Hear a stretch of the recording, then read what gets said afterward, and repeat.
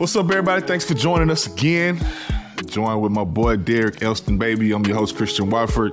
Tune into another episode of Ball from Assembly Hall, brought to you by New Amendment. Derek, what's up, baby? This was a good week last week. Hey. See what? Hey, it was a big week, baby. Ali, and I know all the fans listening out there, we're going to get into it. We're going to jump into it. I know you're going to take care of that, but boy, oh boy, I don't care what happened before. All I'm focused on is the right now. Talk to me, man. How was the atmosphere in there? Oh, man. So, yeah, my wife and I went to the game. It was actually, shout out to Parker Geneva, man. She was an absolute monster. Okay. Yeah. Shout out to Parker. We took her in. Shout out to Parker, baby. She had her headphones on, and the atmosphere was just unbelievable, which I can't lie to you. It had me paranoid.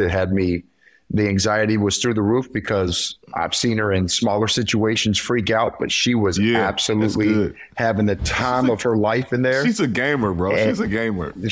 She's a gamer, man. It's exciting to know that now I can start taking her to games religiously. Right.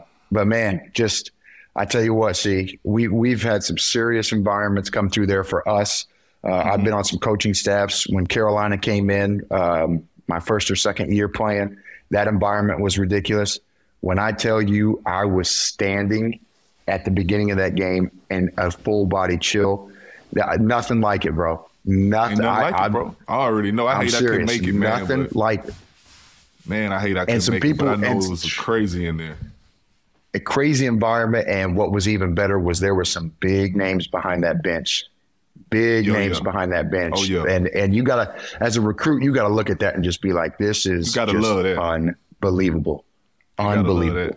I seen J.R. Smith shout out Coach Woodson on Twitter the other day. Absolutely. So that's big time, bro. You know what I'm saying? Anytime you got a former NBA player, former NBA champ shouting out Coach Woodson, man, that tell me, we did the right decision. We made the right decision going forward, man. So that's big, especially for recruits, bro. You know what I'm saying? Yeah. And everybody wants to be a part of something like that, be a part of the association and move on to the next level. So it's big, bro. But we're gonna jump right into it, man. We got a big episode that we're dealing with right now. We're gonna start off with nobody really cares, bro, because it was Purdue week. Nobody really cares. Yeah, it was Purdue week. You know what I'm saying? We're gonna talk about the Maryland game a little bit. I'll just give my thoughts on it. I know Jalen struggled a little bit. Yeah. I think that was the main thing of the game, bro. Really, I just remember Jalen struggling a little bit. He looked like a first-round pick the game before. That game he struggled, but that's all part of it. That's part of being a freshman, you know what I'm saying? And they, like you said, we got some of the best coaches in the country in the Big Ten, bro. So I think it hurt him, but we moved forward. And what you thought about it? Yeah, I mean, like you said, it was pretty much all eyes on Jalen that game. I think, we started the game off pretty well. I mean, we were knocking down shots. Miller Kopp started the game with 5 quick ones, and that's always nice to see. But at the end of the day, when Trace does his thing, you got to have some help because, I could jump forward to Purdue this whole entire episode. But I think you saw in that game that Trace, he had ended up with 18 and 10 or 11, but he needed help. And like you said, Jalen looked like a freshman, and that's what it came down to. He was 1 for 14 from the field, never really got it going. I will say, in defense to Maryland, once that crowd gets into the game and they realize they had a big lead that they got, it's hard to get out of that. You kind of feel like you're in a rut, especially when you have Jalen shooting the way he shot. Our guards just all around. I mean, Trey was bad. Tamar was bad. We could talk about Jalen all episode, but just nobody really had it going that game. Right. And it's just that's what made me really nervous about the Purdue game. And like I said, we'll jump into that here in a second. But when you see that type of play on the road after, going 5 in a row and being in a winning streak, and then you see that one to a Maryland team that, I think everybody realizes we could have beat that team. But it made the Purdue game that much more nervous because when a guy comes 1 for 14 the game before, it's hard to really, it's hard to tell which Jalen you're going to get. Especially as a freshman, bro, to ball that up and throw that away.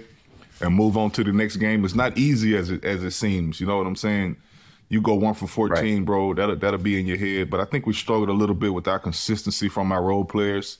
You know how it is, bro. Tamar been up and down a little bit as far as his consistency, and that's just part of being on the road. It's going to be that way.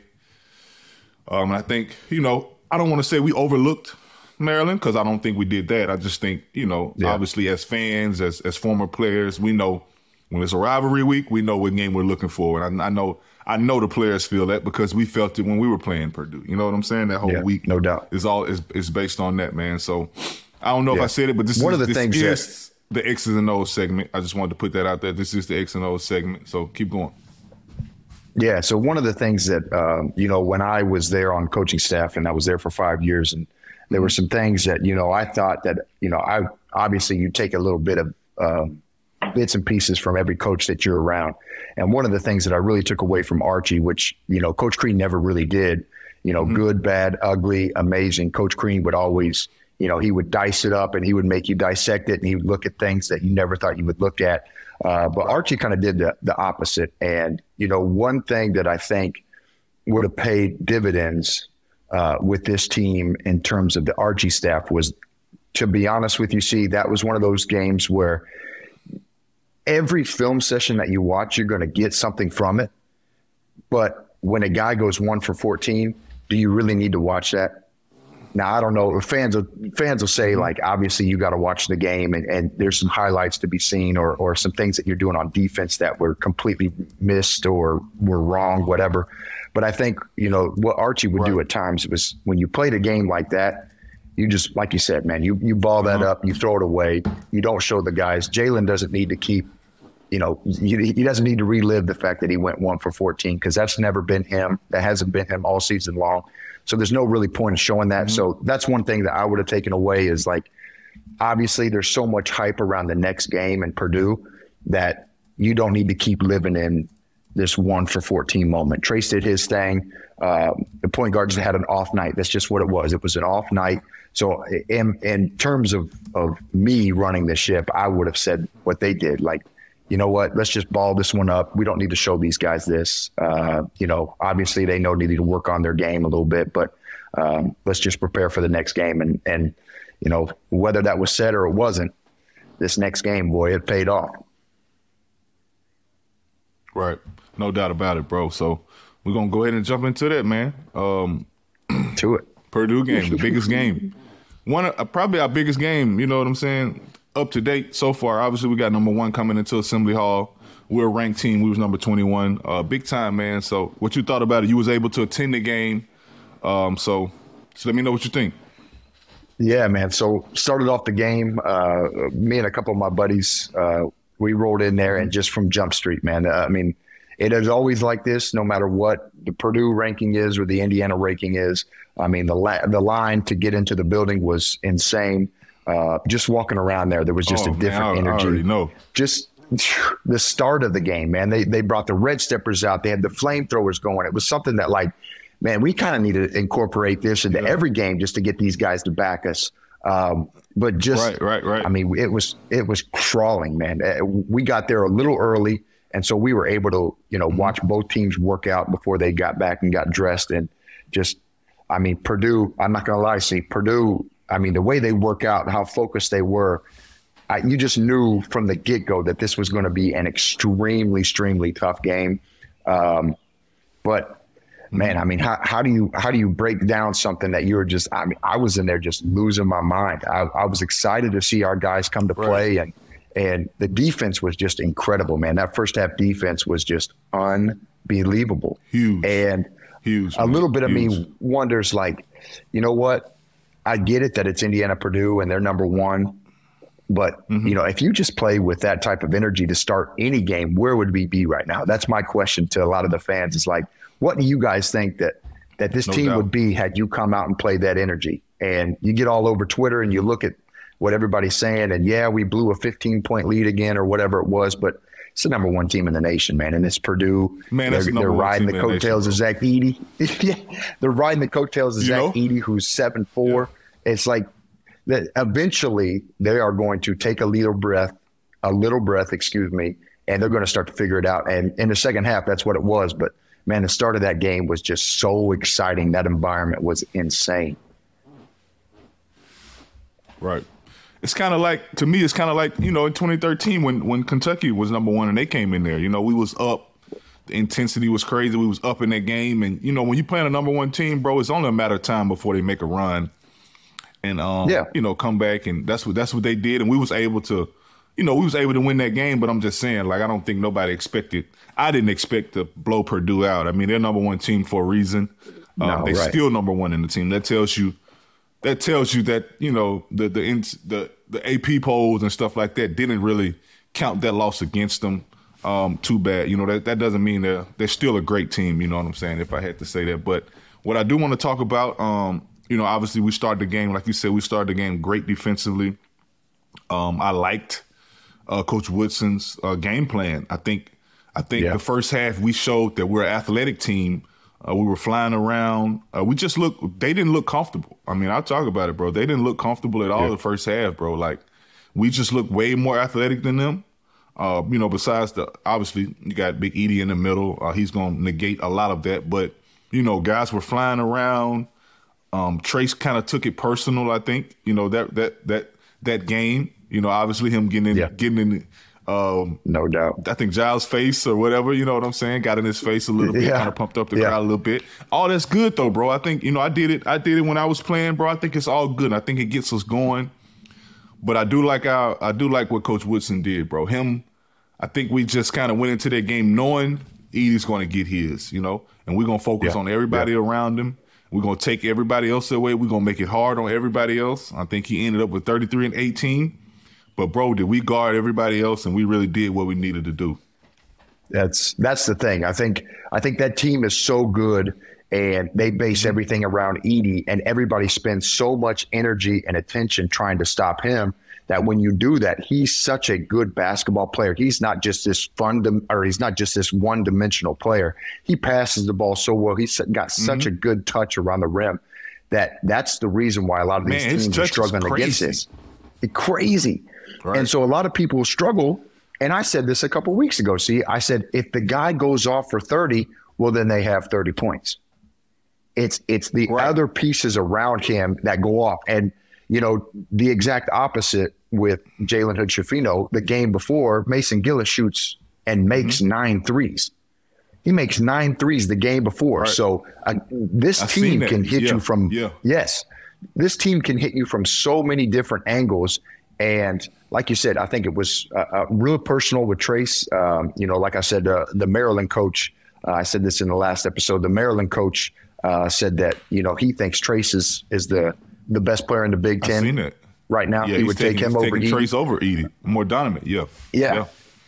So a little bit of me was hoping to see what I saw a little bit in the game. It wasn't all the way through, but, at the end of the day, I was hoping Painter said, well, let's find out.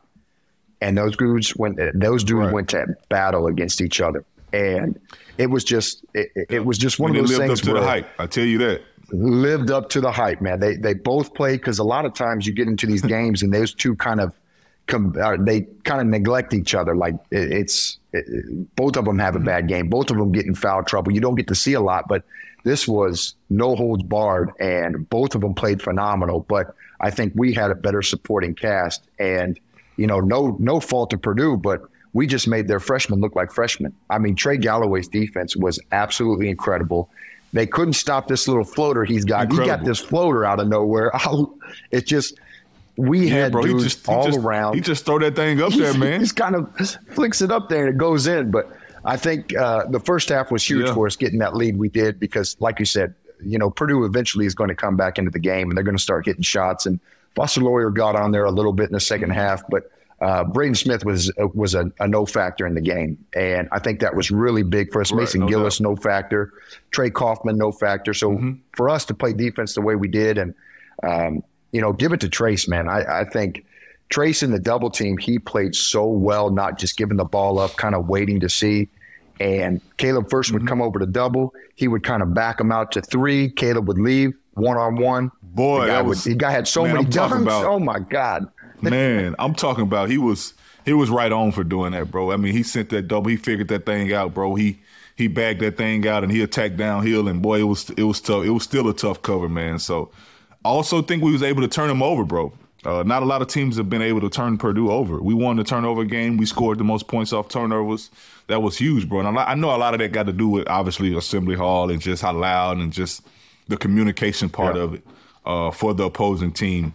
But I think, we should hang our hat on that, bro. Like, we did what we needed to do. We dominated the paint. We shot more free throws than them. That's another thing. It was huge, Yeah. Obviously, a lot of this stuff has to do with being at home.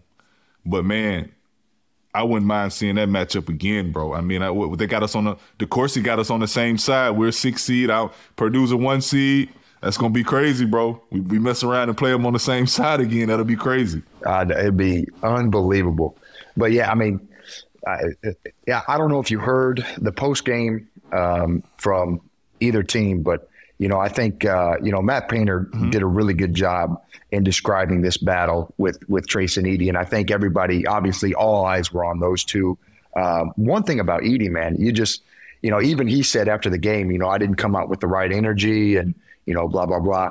But you look up, like he had a slow start, and then the next thing you know, you look up and he's got 20, then he's got 28, then he got 33, and you're just like, man, how does this guy get it done? But he's just one of those guys who's always around. You can't move him. But to Painter's point, after in the post game, he said, "I've never seen a Trace like this.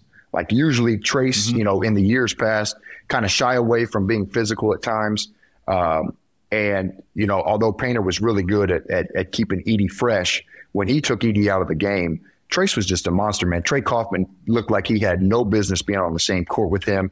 Caleb First couldn't touch him if he tried. Man. And they tried to double, and he would just eat. I mean, Painter said it. He said when guys guarded him or tried to come on the double, they were just bouncing off of him. Every time he would spin, he would go up for a dunk. He got some easy buckets in transition, just running the court. Like, Trace was just a monster. And I think you're seeing this pattern of Trace realizes this is my last go at it. And so hop on. I'm going to take you guys as far as I possibly can. And everybody is buying into this whole Trace has got it. We got to start doing what we do defensively to get our offense going. And it's been a fun, 3 weeks? See, it's been fun, man. I know we dropped one to Maryland, but this has been a fun basketball team to watch. He's been to me, bro. Trace's been the best player in the. I know he's been the most consistent, but he's been the best player, bro, all year long. Yes, and I think he's just putting us on his back. He's just putting us on his back, bro, and he's taking us for a ride. You know what I'm saying? Like I said, I know a lot of people was on Trace about obviously coming back to school and what else could he do, and man, that boy is doing everything. You know what I'm saying? He's not only like very few people can raise their stock as a senior, bro. Like, you know what I'm saying? Like being in school that long. Right. Bro, he raising his stock. Like if you don't see that this guy's just dominant, you know what I'm saying? It almost look like child's play sometime, bro. The way he just dominates the game. You know what I'm saying? Not just scoring the basketball. He's passing the basketball well. He's getting out, running in transition. He's protecting the rim. He's doing so many great things for us, bro. And I don't think people really realize. The fans need to really realize what this guy's doing, bro. Don't take this for granted. We may not get another Trace, bro. You know what I'm saying? For a while, because that's not. You know what I'm saying? That's not normal what he's doing. And I think a lot of people need to take their hat off, bro, and appreciate greatness. You know what I'm saying? With what he's doing right now. There's no doubt. There's no doubt. But even he said it. And I know Trace gets a lot of this credit, which it's well deserved. But even him post-game, he said, listen, when my time here is over with, we've got some young guys who are absolutely going to make this program stay the way I'm going to leave it. Caleb Banks, man, where has this kid been? This kid has come in, and it's not like he's just staffing the stat sheet, but like you're coming in and you're giving us good quality minutes, putting up 4 points, 4 rebounds in the 6 minutes you're playing. Like this kid has come in and just been a serious factor. Malik has come in and just been, I don't want to say dominant because I don't think he has been dominant. He's had, to your point, a little bit of consistency issues, but you know that when that kid subs in, everything's going to be fine. Everything's going to be fine. So I think, credit Trace for keeping these young guys under his wing, kind of showing them the way. And when you see your starter out there, when you're out there playing and you know, you obviously you hit the Watt shot, but it was just day in and day out with you consistency. Like the guys who are coming off the bench, the guys that are fighting me, I was fighting for your minutes. It's when you see this kid go out there and do that night in and night out, like all you think about when it's practice time, when you're by yourself in the gym is like, I got to get better because I got to be like this kid. And you know what? I mean, recruits, no doubt about young guys on our team, they see this and they just think like, man, like I want my name to be talked about like Trace Jackson Davis. But yeah, man, I don't know, bro. It was a tale of two halves. Playing Purdue, obviously, you know, they came back, like you said, like we've been talking about, they came back and cut the game and made it a game, obviously. But boy, was Jalen Hood big for us down the stretch, man. I really think he grew up right in front of our eyes last game. You know what I'm saying? For him to be struggling and him to just keep pressing and keep going and taking big shots, making big shots. And I think he really grew up, bro. I think he just got to the point where, you know, we're gonna win this game. I felt like he had that mentality. Like, we're gonna win this game. He's gonna keep driving the ball. I mean, a couple times he drove in there. Edie blocked it. He never got discouraged, bro. He kept playing. Yeah, we kept the same thing I love about Woody, bro. He runs the same action over and over when it's successful. And boy, we were setting that screen, and he was coming off the screen, and he was, you know, whether he was taking the mid range, whether he was getting all to the goal, bro. And I think that was big for us. Obviously, he made some big shots for us late down the stretch, and I think that was just huge, man. Just sticking to what we do, doing it the best we can. I think we did that. Yeah, there's no doubt. When Jalen Hood-Schifino come off that down screen to start the game and knock down that 15-foot right there when Edie's back in the lane, comes in the little curl screen at the free throw line, knocks down his first jumper. I mean, that just, I think that was kind of like a sigh of relief for the fans, especially me. You know, seeing that he goes 1 for 14 the game before, the fact that he comes in and knocks down his first shot.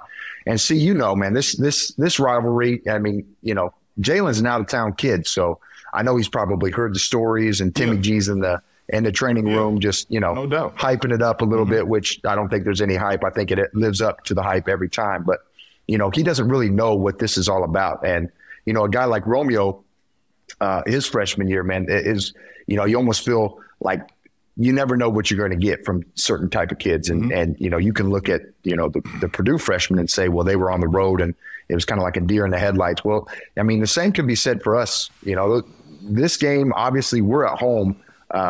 But when Romeo was in the building and he went to Purdue, it was kind of like the same thing. You know, I had a friend that was on staff at Purdue, and after the game, I mean, we got waxed.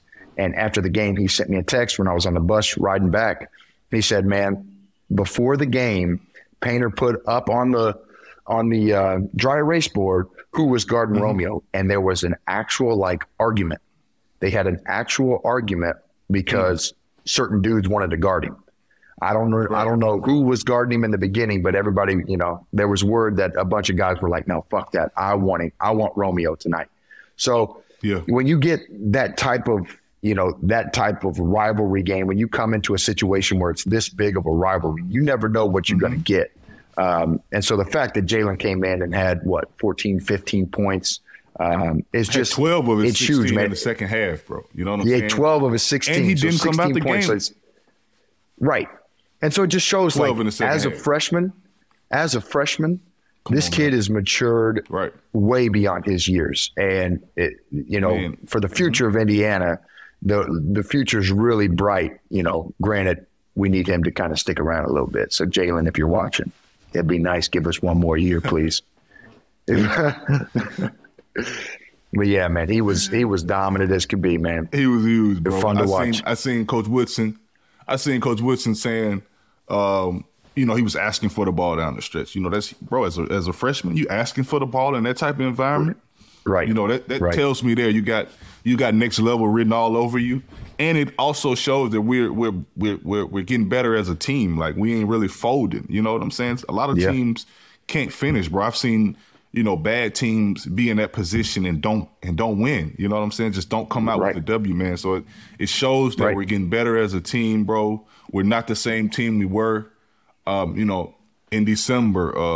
You know what I'm saying? Like that. I think guys know that we got that we're gonna be a scary team in that tournament, bro. You know what I'm saying? Because we can beat you. We can beat you a lot of different ways. We beat you up in the paint. We're a physical team.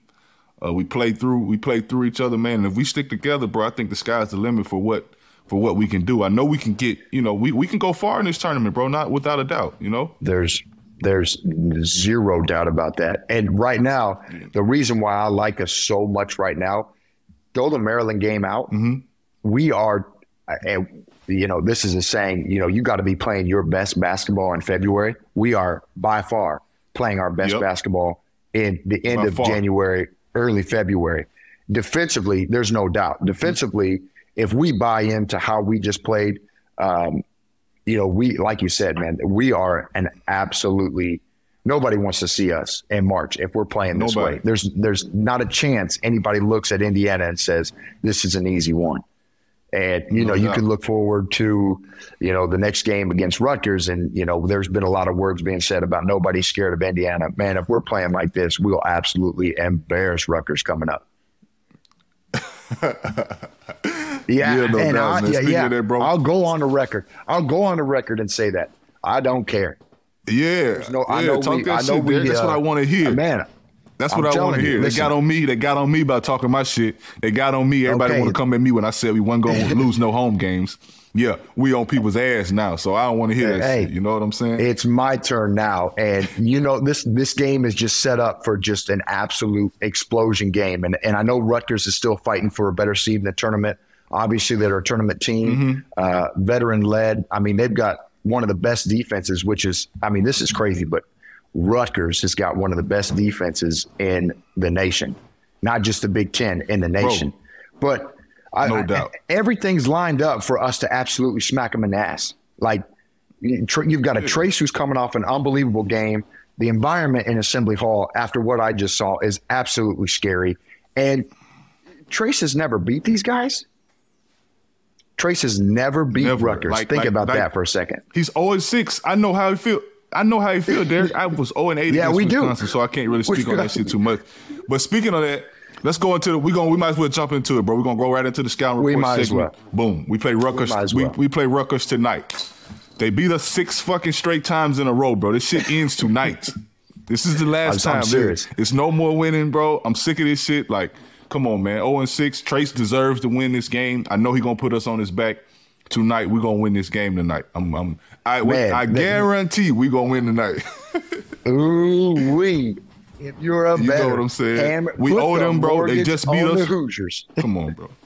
You know what I'm saying? They beat us last time. Listen. No, it ain't happening tonight. This is one of these matchups where, who's the shot blocker? Amaruni.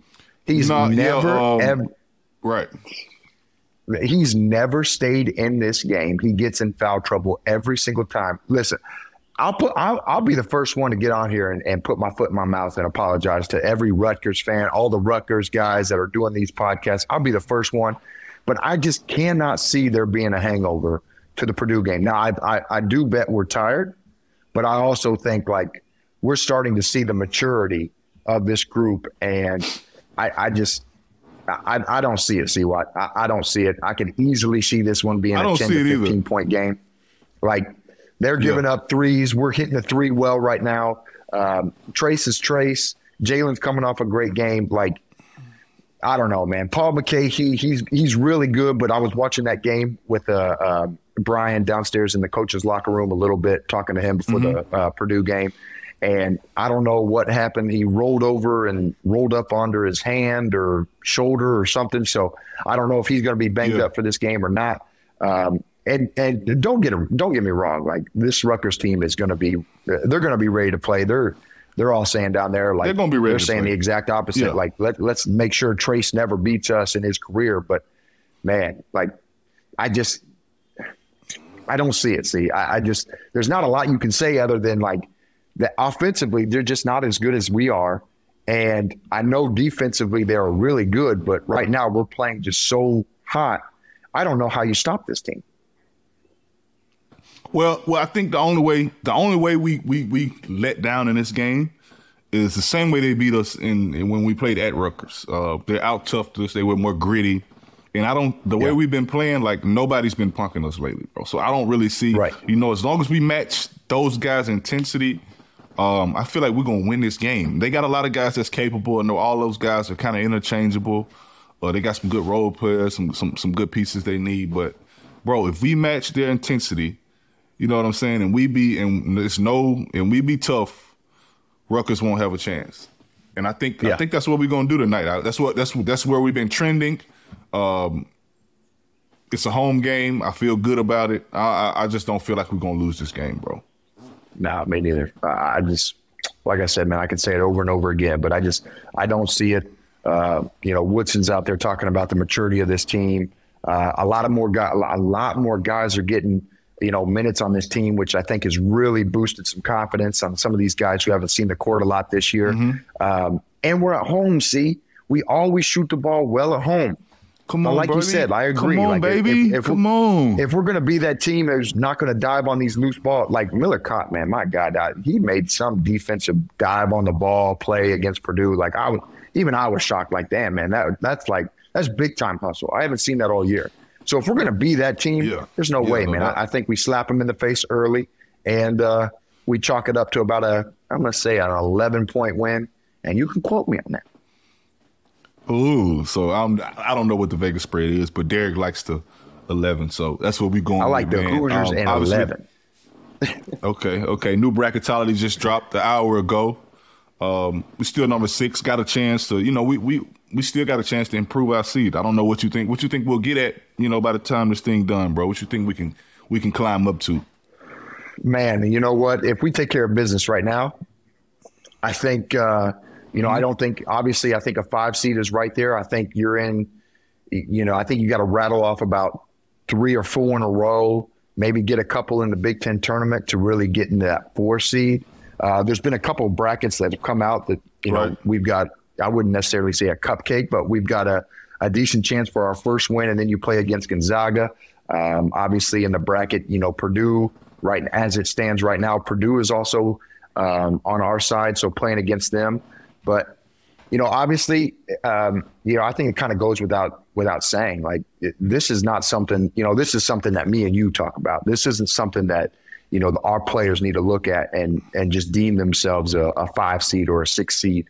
Like, you got to still put together a great resume. And, again, like if there's one thing you could say about what we're doing right now is we're doing it at home. So we still got to find a way to get a couple more road wins to really, solidify, yes, we are a 5 seed and we're going to be playing this, or maybe we jump into the 4 seed. A lot of basketball right now is being played. There's a lot of upsets. A lot of basketball left. Yep. Yeah, there's a lot of basketball left. So, and just as quickly, we could drop. We could drop to an 8 seed and play an 8-9, which is always a scary game. The 5-12 is always a scary game. Because you're going to get that number one. You're going to get that number 1 seed the next weekend. Nobody wants that.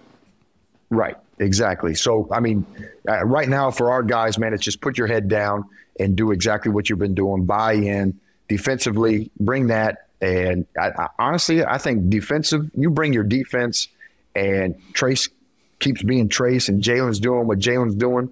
It'd be tough to I don't know, man. It'd be tough to say this team loses another 3 or 4 games. I just don't see it.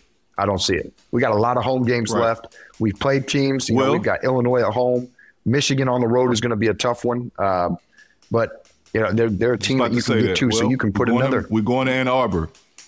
Yeah. You can get these road wins, and I think we're very capable. Obviously, this is something that we need to put on our resume. But again, man, it's one game at a time, and at the end of the day, you got to be worried about Rutgers tonight. Yeah, no doubt. It's one game at a time. We can touch a little bit on the going to Ann Arbor. Obviously, that's a tough place to play. We won the Big Ten title in there. Still was a tough place to play. They got some guys. Hunter Dickinson playing at an extremely high level. Jet Howard playing at an extremely high level. A capable team will be tough for us going in there. What you think about that? Yeah, man, I think anytime you look at the Big Ten and you look at you're on the road and it's a home game for the opposing team, you're never, ever allowed to take the foot off the gas. You're never, ever allowed to say this is going to be an easy win. Look what Minnesota did down two players, two starters, and we were on the road. We barely squeak out of there. And like you said, I mean, obviously the Michigan record doesn't really show how good the Michigan team really is. No, it does they not. are a good team. No, it does not. They are a good team, Right. and they're able to pop dudes. And, Trace and Dickinson got a little history. I know they're boys. They get on a couple podcasts together and talked, and Howard's playing at a high level. So that's not going to be, they're going to want to get an Indiana win under their belt. That's for sure. So I don't think we're dealing with a Michigan team that's really cashed it in, and we'll see you next year. I think they still got a good chance. I mean, listen, if Michigan historically has been really, really good in the Big Ten tournament. Obviously, last year we got them in a great win, but this team is scary to play. They're scary to play in late February, early March, and the Big Ten tournament. I mean, they still got really, really good pieces around them to go far in the Big Ten tournament, and if they win that, they're in. So, you cannot take your foot off the gas one bit here. I hate to say it. I'm sorry, we're not in some of these conferences. In the Big Ten, you got to bring it every single night. And if you don't, you're going to have a really bad loss on your schedule. No doubt. No doubt. That's what scared me about Michigan a little bit, just because I know they're fighting. You know how teams come out, bro. When they're hungry for a seed, man, they're going to fight. And I know they're going to come out and fight us. They're going to play well. We just got to be ready, which I think we'll be ready. Win or lose against Rutgers, we'll be, which I know we're not losing, but we'll be ready to play Michigan, no doubt about it. We're gonna move on a little bit, Derek. What you thought about what's the word on campus? You went down there. Ooh-wee. Any word on X? I'm just gonna ask you. This is just me asking. This is you. Okay. X? Obviously, I see him on the bench. No boot on. That means good. Obviously that means he's progressing. Did you hear anything while you were down there? I'm here in mid-February, but I'm also I'm worried about that. See, I mean, I don't know how you feel. I wouldn't necessarily deem X a Victor Oladipo type of player. If Vic were to have ever gone down and he was healthy and ready to go, absolutely you throw him back in the lineup. With X taking the amount of time off that he's had, you got to worry about his conditioning. I see all the posts on Twitter and Instagram about him working out, but how much of that is 100%. So, are you willing to risk throwing him back in the lineup the way Jalen's playing right now? Or do you give him a couple minutes to come off the bench and see what he can do for you? I don't know. I mean, for me being Jalen, does that mess with my psyche a little bit? Does that put me off the ball now and I don't get to make the plays that I'm making on a consistent basis right now? I don't know. I don't necessarily think it's a bad thing. I just don't know what it does to this team internally when you've got another guy bringing up the ball and it kind of, sends somebody else to the bench. And, because you're assuming now that means Trey Galloway's to the bench, which I don't mind him coming off, but we just got a good thing going right now. So the question is, do you disrupt that because he's healthy? I don't know. Yeah, that's a good question, bro. I think we slowly implement him back in, spot minutes here and there. Kind of like what we did with Race. Obviously Geronimo went down a little bit with the calf strain for the last 3 games. So Race has kind of, had to step it up. But I think, just him being there, him being in uniform, him being a voice will help us. You know what I'm saying? As long as I think X is to the point now where he wants to win. As long as he don't come in, I don't think he's going to come in and be on I'm trying to get everything that I lost, because you'll never be able to get that. Right. I think the staff will do a great job. Mike, he's like I said, Coach Woody, he's from the NBA.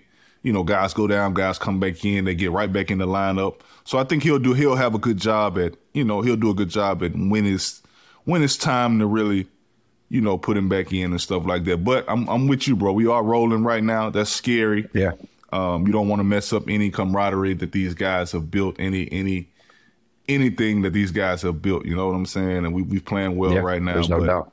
I do want to see as a former player, I do want to see the kid get back out there and play. You know what I'm saying? There's no doubt about that. Obviously, to play on a big stage, and we're finna go to the tournament. I would love to see him, get his opportunity again. I think it'll come back around. This basketball thing, bro, one thing I know is your opportunity is going to always come back around, Yep. You just got to be ready for it. That's exactly right. That's the key word, man. You got to be ready. Okay, so we're going to talk about, no doubt, we're going to move forward a little bit, bro. Obviously, this is a topic that everybody talks about on Twitter, rushing the court. You was there. We did it last game. What's your thoughts? Talk to me. Listen, I've seen this. I've heard this. I've seen multiple angles on this. Rushing the court from Indiana perspective, I think, I'm not – see, I was there when they were rushing the court. Yep. I was in a position where, I was like pinned up against – I had people falling down, so I was gripping on to the railing, making sure nobody rolled up under me. Listen, there's alcohol in Assembly Hall. There's alcohol in Assembly Hall. Right. These guys have been waiting for this game for the last week, just like the players have. They're in there. They're rowdy. See, we got – which Purdue got homered here, and I'll be the first one to say it. But we got 2 warnings with fans throwing a bagel, and then I don't know what else it was that they threw onto the court. But they're throwing stuff on the court because they're just invested as, a fan or the player or, someone who's not up in the student section, whatever the case may be. But so when you beat the number 1 team and it's Indiana, Purdue, I really don't mind it just because I understand it. Like, you're so excited. We knocked off the number 1 team. It's just fun. It's fun. Now, I think your point, and to the flip side of this, is like teams that usually rush the court mean that you're having a terrible season, and it's a little embarrassing that we did that. And I've seen articles that, right, blue blood schools shouldn't rush the court. But, it's Indiana, Purdue, and, they were the number 1 team in the nation. And, everybody and their mother was talking about how if Purdue was going to beat us by double digits, and it just wasn't the case. So, you know what, man, as a college student who's drinking up in the stands and having a good time, you win. I was out there. I took some pictures. I had Parker with me, taking pictures with the fans behind us. So I loved it. That's just me, I guess. But a little embarrassing at some point, but it was fun. Yeah.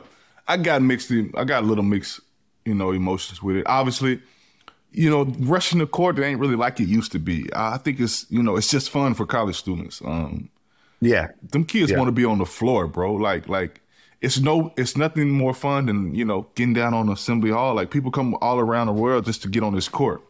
You know what I'm saying? Yeah. And to have a chance to get on it after a win, that's what I think kids are doing. I don't think it's more necessarily, a lot of people talking about their blue blood program. They should win. I was arguing with one of my friends. He's a Kentucky fan on Twitter. Blue blood program shouldn't do this and that. Man, we got young students at our game, bro. We got college students. Yeah, it's not Kentucky where you have 90-year-olds, old people in the stands that's worried about getting rolled on. You know what I'm saying? These are kids, bro. That's what they're going to do. You know what I'm saying? Our fan base are kids, bro. They're students. They should be able to allow to, have fun. Like you said, it's the number 1 team in the country. I got no problem with that. Obviously I feel like I don't think we should do it if it's just, a regular game. Obviously we did it when I won. Right. We was in dramatic fashion. We were unranked. It was a number 1 team. Anytime it's like that, I don't feel like it's no problem because I don't think it's looked at as like it was. You know what I'm saying? Like, okay, back in the day, I agree. Like, blue blood probably wasn't rushing the court, but it's not like that anymore. Right. But to your point, we got the internet, bro. Kids want to show that. Exactly. Everybody's about that, which, you hate to think that that's what it's all about. Obviously, you want it to be pure joy to rush the court. But to your point, man, if you're going to do it, you got to do it. And, I see exactly your point, and I get it. Like, when you hit the shot, which if the fans didn't know, it was supposed to be me to hit the shot. I was supposed to sub in, but got called back. I would have hit it too. So we'll talk about that another day. Okay. When you hit that shot, by the way, you've been saying that for 10 years now. You've been saying that for 10 years. I have been. I now tell Parker the same thing. Whenever she comes across that highlight, I said, that was supposed to be your dad. But when you did it, see, it was like it was just an unconscious, like people didn't know what just happened at the game. They didn't know what just happened or was about to happen to the program. And it was just a flood. And you can go online, you can go to Google, whatever, Google Images, whatever you got to do, YouTube. It's just a madhouse in there. And it was almost like there was like 3 or 4 people on top of each other just to say that they were on that floor that night. People were ripping out seats, and it was just a program changing shot for us. And we ended up having the next 2 years that we had. But with this one, you're right. I felt like kids were on the court, and it was a decent crowd. And then it was just like, hey, I got on the court and I just got off. So when you look at it from that point of view, it's like, well, if you're going to enjoy it, enjoy it. Don't just do it to say you did it, because there were times when I saw kids rushing the court, they would just get out there and then get on their phone and get back. So, I mean, I guess that could be the bad look for us. But, yeah, they're just out there having fun. And you know, Purdue fans will say they would never do that. But if we went in there, and we were number 1 and they beat us, you bet your ass they'd have done the same thing. No doubt about it. No doubt about it. No doubt about it. That's all it is, bro. Kids just want to have fun, man. Kids want to create memories. Kids want to get on their phone, want to go live. That's right. You know, that's right. So it's on Instagram, go on TikTok. Everybody wants to do it, bro. Now it's totally different. We're in a totally people got to grow with the time, bro. You can't be no dinosaur. You know what I'm saying? It's totally different now, bro. Everything is social media driven. Everything, bro. That's just the way it is now. So. Yeah, that's it. And also, if you're keeping track of that game, you know, Indiana picked up 2 wins against Purdue. Shout out to the managers, man. This is like a big deal, where the managers get out there and they play against their team, and the managers go against each other. And man, our managers were able to get it done. I think the score was 77-59. What's so funny about that? No, that's not the score, Derek. That's not the score. We beat Purdue on a buzzer beater in the fucking manager game. Come on, bro. Talk to me. Yes, buzzer beater, 64-62. Oh, my goodness. Well, that makes it even better then. But what's funny to me is these managers, man, and these managers, they do so much for this program. I don't think people understand the day in the life of a manager. I mean, you have to be up, whether you're a manager who is, you know, capable of cutting film. You got to be there early with one of the assistants. Then you got to do the dirty work, laundry. You got to make sure it's given to players. You got to stay out after. When it's 2:00 in the morning and you come home from an away game, managers that didn't travel are there waiting for the buses to come back so they can unpack everything and put it away. And they just do so much for the program that, like, you love to see them just, like, get a little bit of fun and play against the opposing team before the game. And, you know, for us to go out there and get the dub, it's funny. If you follow the Instagram, Indiana men's basketball Instagram nowadays, you know, it's kind of like the NBA, right? Trendon's out there wearing God knows what type of Travis Scott shoes he's got on. And, you know, whatever his AC/DC shirt. Shout out to T-Watt having his best game of the year a couple of days ago. But they make it like a photo shoot, and shout out.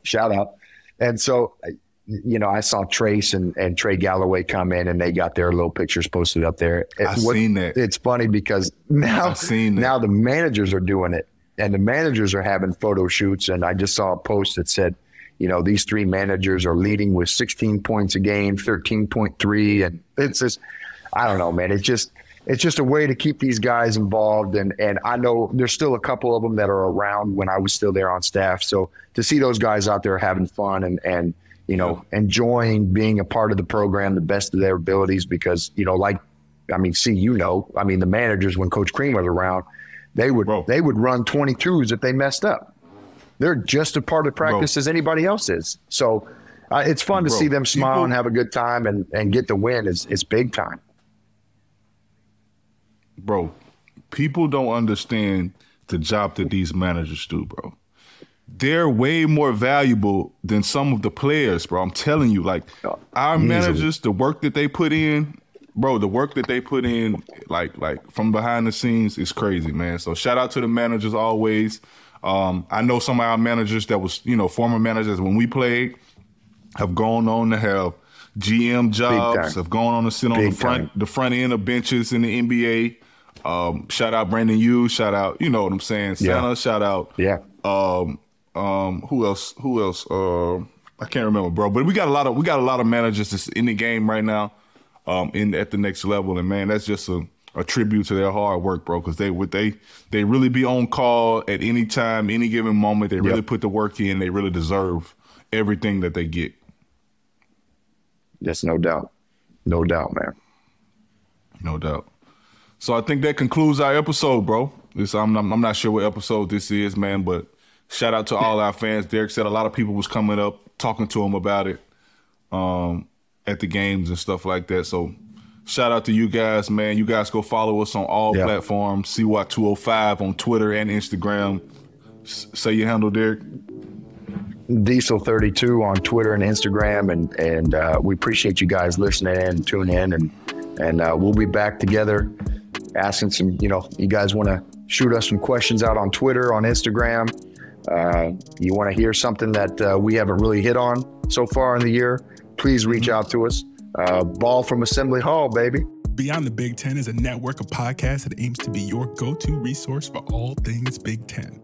We cover the entire conference with shows hosted by ex-players and athletic alumni, aiming to be your go-to source of information and entertainment for your favorite team. Hosted by ex-Big Ten players, media, and insiders, our podcasts are focused on giving diehard fans and those alums an inside scoop about the teams and people that make the Big Ten Conference one of the most watched and most talked about conferences in sports. We're excited to talk Big Ten basketball with you wherever you may be. Subscribe now.